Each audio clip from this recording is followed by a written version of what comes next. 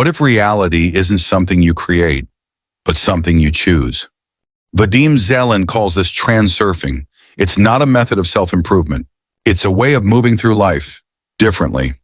Most people believe they must fight for their desires. They chase, they struggle, they push.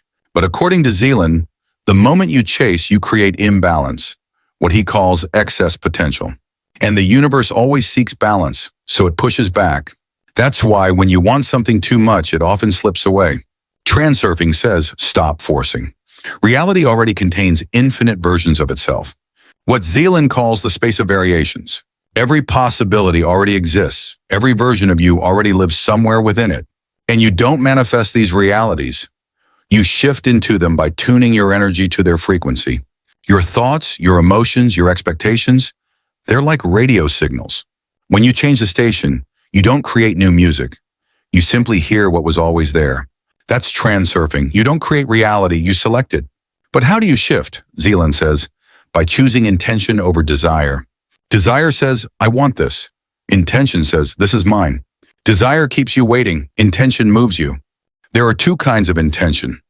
Inner intention, the will to act, and outer intention, the flow of life itself, the invisible force that aligns things effortlessly. When you stop trying to control everything, the goal isn't to overpower life, but to surf it, like catching a wave that was already moving.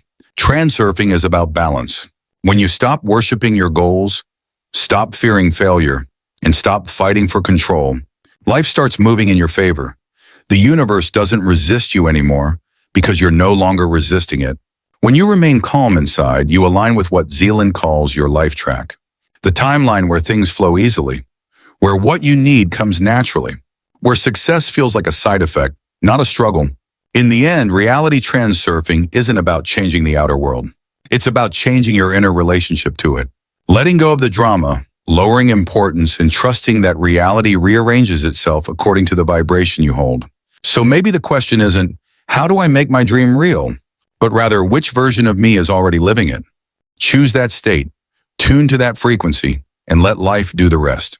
This is reality transurfing, a different way of being. A reminder that reality isn't something to fight, but something to surf. And like all great teachings, this is only the surface.